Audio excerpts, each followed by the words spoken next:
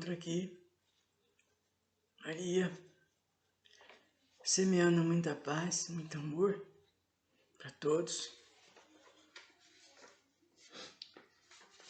Nós estamos falando sobre os bem-aventurados. Tanto Jesus falava, bem-aventurados aflitos, bem-aventurados pobres de espíritos. Então, cada um deles a gente vai dar uma passada em tudo isso que ele falou. Então, nós estamos naquele primeiro, né, que é bem-aventurados os aflitos, aqueles que sofrem, aqueles que estão desesperados. Causas anteriores das aflições, né? Porque muitas vezes é muito comum, gente, a gente encontrar por aí conhecidos, amigos, às vezes até pessoas que a gente nunca viu, né, que está com doentes na casa, que o marido acabou de falecer, ou que perdeu algum ente querido. Então é muito comum a gente encontra, então eles falam, nossa gente, o que foi? Por que será que nós estamos passando isso? Por que eu estou tão aflita? Porque nada dá certo, tudo é problemático para mim. Então nós vamos ler, falar sobre isso, porque muita coisa, quem estiver ouvindo, que estiver com alguma problemática, vê.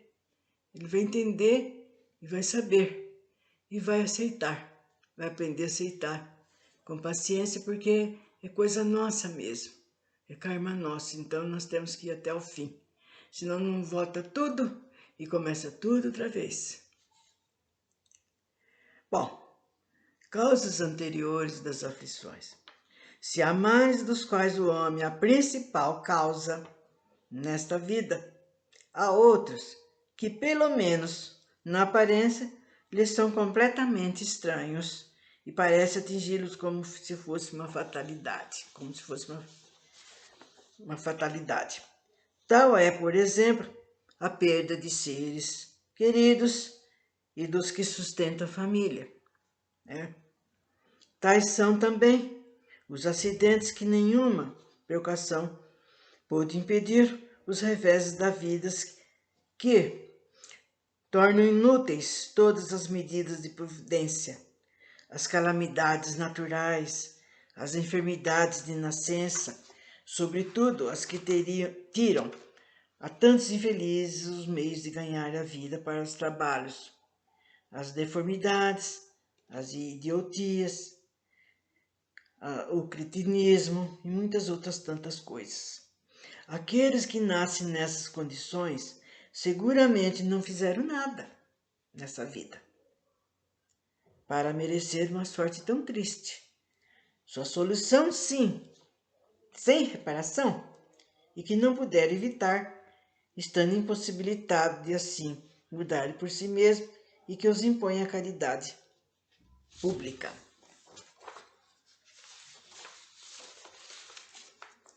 Porque então, seres tão desventurados e felizes, enquanto ao seu lado, sob o mesmo teto, na mesma família, outros tão favorecidos sob todos os aspectos? O que dizer, enfim, dessas crianças que morrem ainda pequeninas e que apenas conheceram da vida o sofrimento? Estes são os problemas que nenhuma filosofia ainda pode explicar ou resolver até agora. Anormalidades que nenhuma religião pode justificar e que parece ser a negação da bondade, da justiça, da providência de Deus, na suposição de que a alma e o corpo são criados ao mesmo tempo e de ter sua sorte irrevogavelmente fixada após uma estada de alguns instantes na terra. Que fizeram essas almas que acabam de sair da mão do Criador para suportar tanta miséria aqui na terra e merecer no futuro uma recompensa ou uma punição qualquer, se não fizeram nem o bem e nem o mal? Entretanto, em virtude do princípio de que todo efeito tem sua causa, essas misérias são o efeito que deve ter uma causa. E desde que se admita um Deus justo, essa causa deve ser justa. Portanto, como a causa vem sempre antes do efeito, se não está na vida atual, deve estar na anterior a esta vida, ou seja, numa existência antepassada, né, de outras vidas que a gente teve. É certo de que Deus não pune o bem que se faz e nem o mal que não se faz. Se somos punidos é porque fizemos o mal. Se não fizemos nessa vida, seguramente fizemos em outra vida. É uma conclusão da qual é impossível fugir, o que demonstra a lógica da justiça de Deus.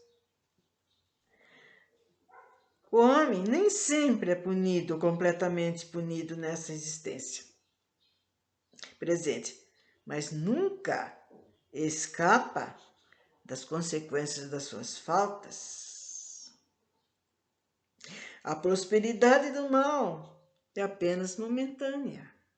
Se não for punido hoje, será amanhã. E sendo assim, aquele que sofre está espiando os erros do passado. A infelicidade, que à primeira vista nos parece imerecida, tem, pois, uma razão de ser. E aquela que sofre pode sempre dizer: perdoai-me, Senhor, porque errei, porque eu pequei. Eu sei que eu estou passando por isso, por causas passadas. Eu mesmo fiz jus a isso. Os sofrimentos com que desfrutamos na vida presente, devido às causas anteriores, são, na maioria das vezes, como também são os das faltas atuais, a consequência natural dos erros cometidos, ou seja, por uma rigorosa justiça distributiva, o homem suporta o que faz os outros, o que fez os outros suportarem. Então, vocês estão vendo o senso de justiça. A gente fez, como eu falei aquela hora, mas daqui a pouco, mais amanhã, mas depois da manhã. Se for nessa existência, será na existência futura. Ninguém escapa das leis de Deus. Se foi duro, desumano, poderá, por sua vez, ser tratado duramente e com desumanidade. Se foi orgulhoso, poderá nascer em uma condição humilhante.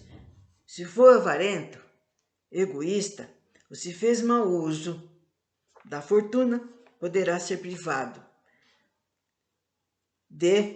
do necessário.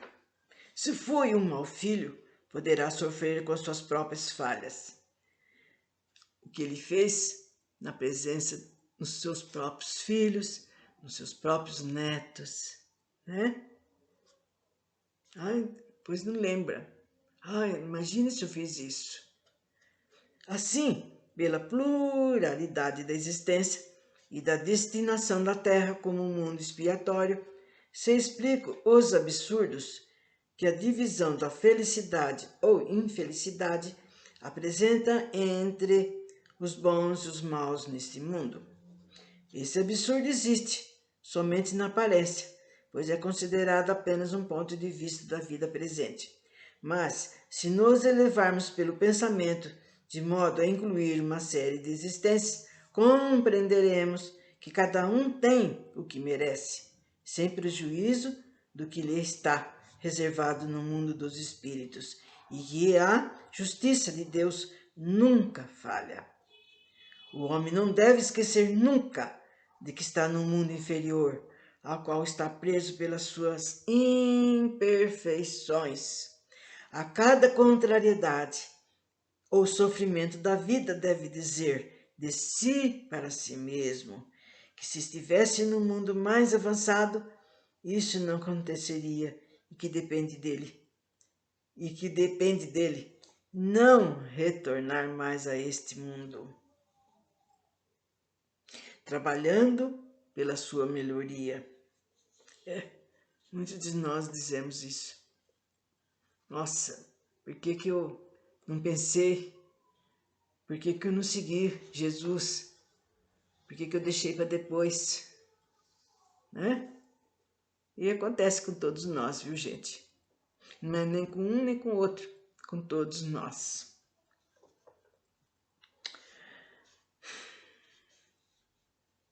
As tribulações da vida podem ser impostas aos espíritos endurecidos, isto é, teimosos no mal e muito ignorantes, ainda incapazes de fazer escolhas conscientes, mas são livremente escolhidas e aceitas pelos espíritos arrependidos,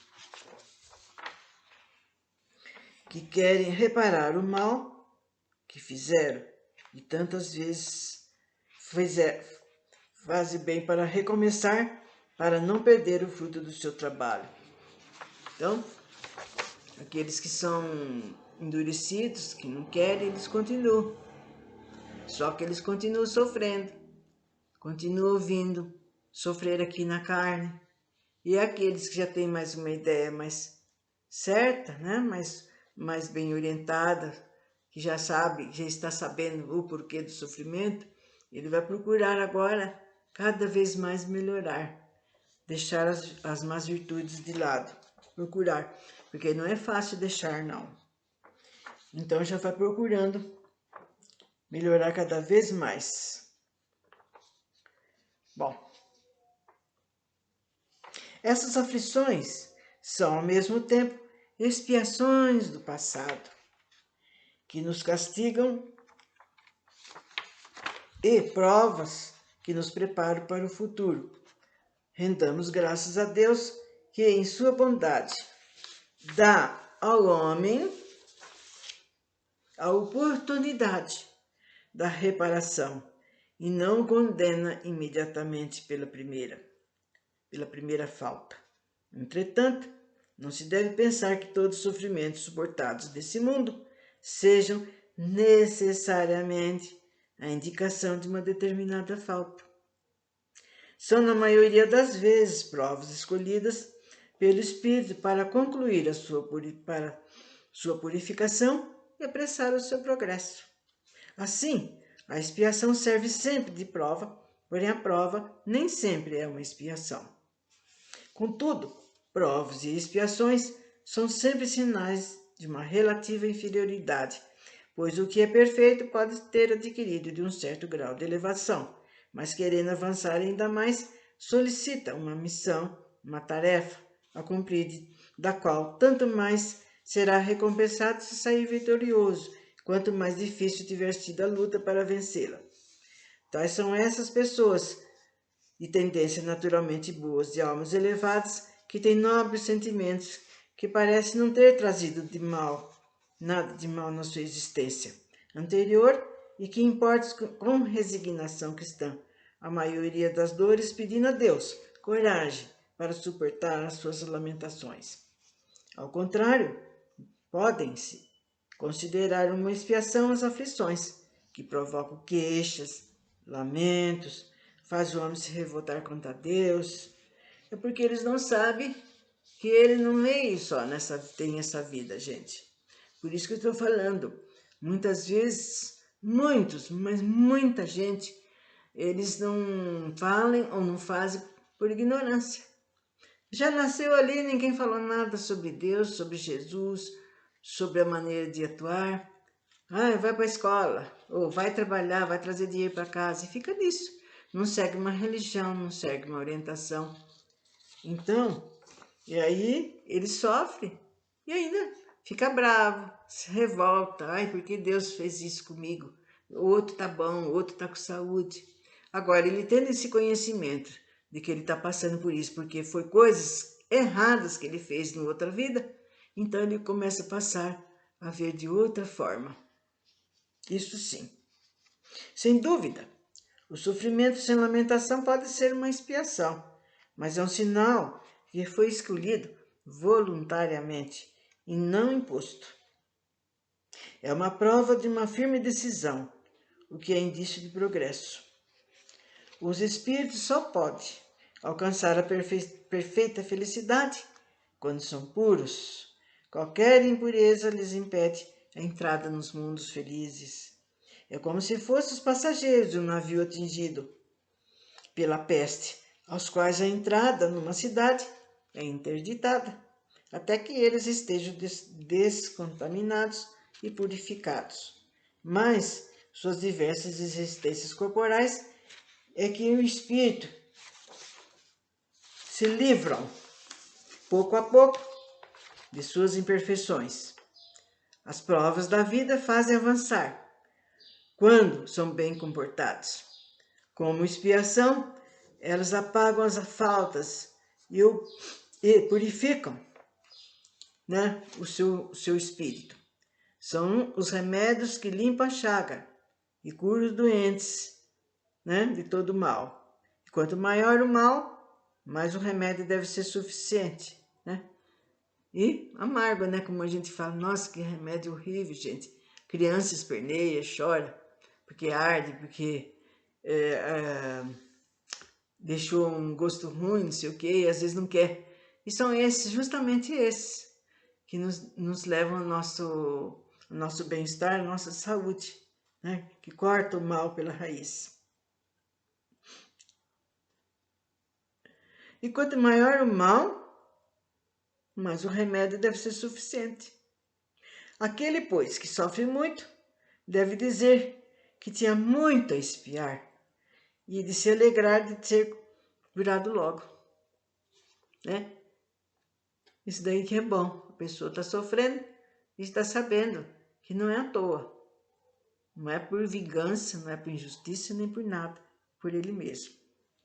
Depende dele, de sua resignação, tornar esse sofrimento proveitoso e não perder o seu fruto pela lamentação. Porque não pode a gente, por exemplo, a gente ficar reclamando, ai, por que minha mãe está assim? Ai, por que Deus fez isso? A minha mãe era muito boa, sempre foi boa, por que está com essa doença horrível? E o meu filhinho que já nasceu assim? E fica reclamando, briga, fica irritada e ninguém aguenta aquela pessoa. E assim por diante. Então, depende dele, de sua resignação, tornar esse sofrimento proveitoso e não perder o seu fruto pelas lamentações, né? Pelas lamentações, pelas reclamações, né, diretas. Caso contrário, tudo terá de ser recomeçado. Olha, gente, que brincadeira. Tudo deverá ser recomeçado. Então é melhor a gente pensar bem. Gente, vamos pensar. Não deixa para amanhã, nem para depois da manhã, muito menos. Faça hoje, agora, nesse instante.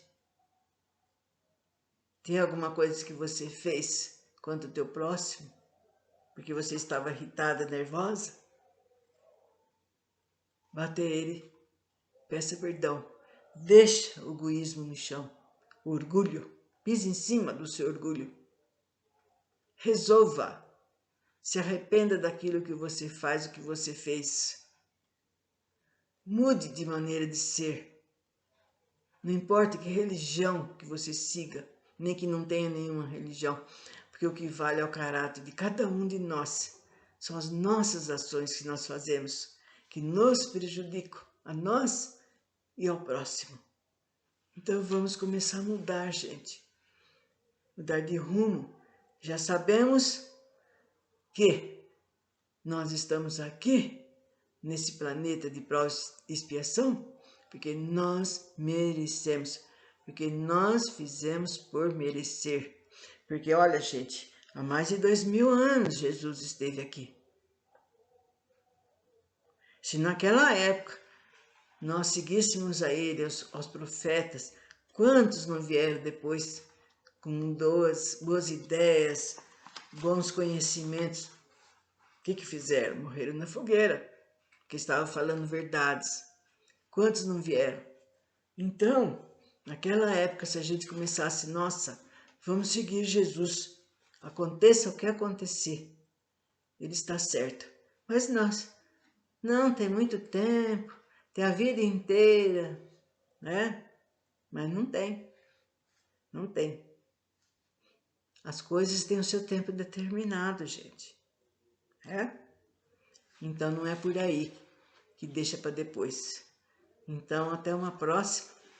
Que o nosso Pai ilumine a todos nós.